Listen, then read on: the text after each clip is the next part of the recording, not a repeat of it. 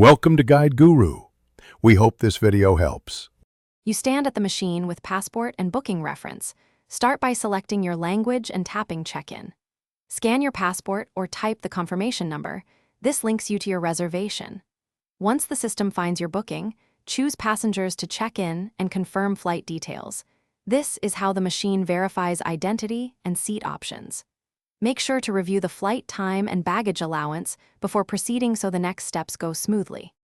After confirming identity, choose your seat or accept the assigned seat. You can pay for an upgrade if needed. Next, select baggage.